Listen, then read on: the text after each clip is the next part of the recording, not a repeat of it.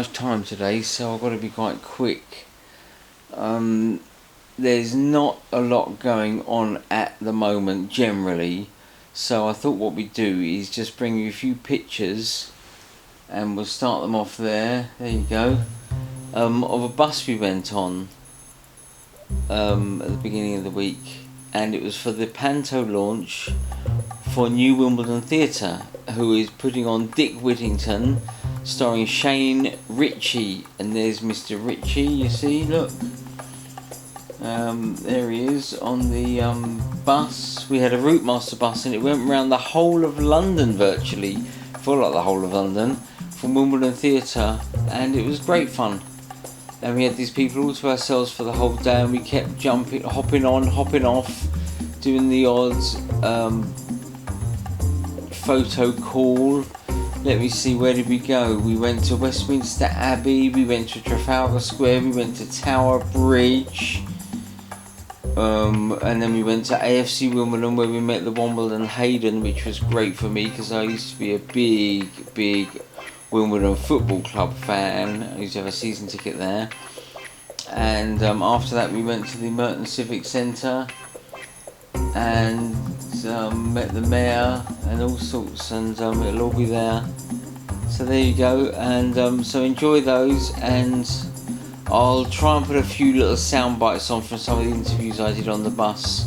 You might get a bit of background noise, but you know, you can't have it all, can you? Hopefully you'll get a few bits of what some of the people said, and there we go. We got Anton Dubek on Thursday, Strictly Ballroom, of course, Strictly Come Dancing rather, not Strictly Ballroom, Strictly Come Dancing judge this year.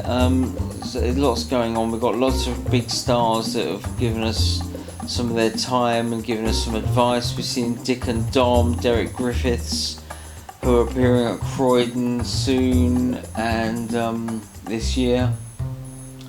And we'll go from there. Okay, so there we go. So in the meantime, stay safe, stay well. We're back. See you later. Bye. That's where my heart lies in front of an audience. It's all very well doing something online or streaming, but when you can't see the whites of the eyes of the audience, you're kind of like working blind almost, and you're relying on your director and the cameras to pick up something. It's like anything. There's a difference between theatre and television. You do television, or film, you can stop and do it again. But when you do live theatre, there is no tightrope. There is no safety. I love that, especially Impact. Well, next year is the 20th anniversary of Alfie arriving on Albert Square. Right. So it's been 20 years.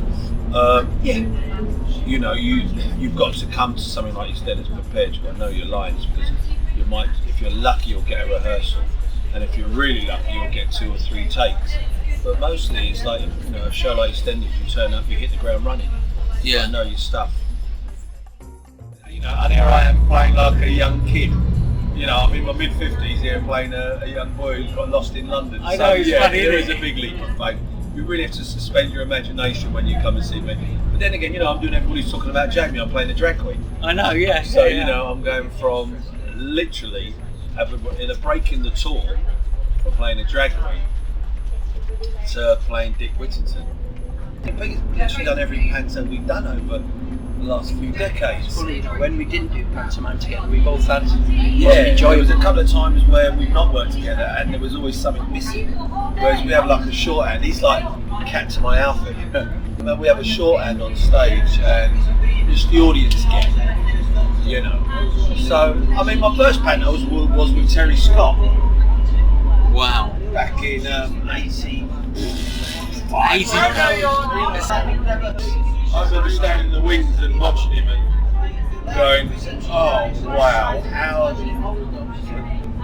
There was no taking away from the fact that he was a master of his craft. Yeah. And it was Jack and the Beanstalk. And I just remember watching him and how he worked an audience. Yeah. So you learn a lot from these people. Absolutely. But you don't realise how much you learn until now I'm in my mid-50s and I go, well, I know what he did 40 years. The hard part is making it look easy. once you make it look easy, anyone thinks they can do it. And I have this argument constantly with people out of reality shows, in some soap operas. Anyway, they come and see us do it, they go, oh yeah, it's easy, just do that. And once, like I said, when you make it look easy, you can do it. And I've seen people go on stage and absolutely screw it.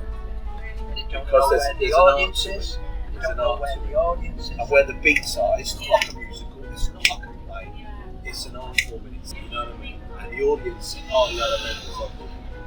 And so it enables, theatres to put on Chekhov or Shakespeare, something that a large audience can come to, so they make their money at Christmas, which enables, original bits of work to be seen, small productions to be seen, because they can afford to subsidise it. Well, it's because Powell's off stage, the chemistry's there on stage, and we've been told countless times, when you come on, it's that friction, tension, that's, if he feels like it, he'll pick up and go off on one, and I'm not going to, if he throws something down, I'm not going to leave it, I'll pick it up. I mean, there's been times when we've been on stage on an opener, and it should have only taken a minute 30, and we've come off after 6 or 7 minutes, and I've had the stage manager said to me, what the fuck, what are you doing? I said, well, don't blame me, he took the lead, I'm not going to flip it bottle out. It's strange, we never ever believed that we were going to be old pros, or older pros.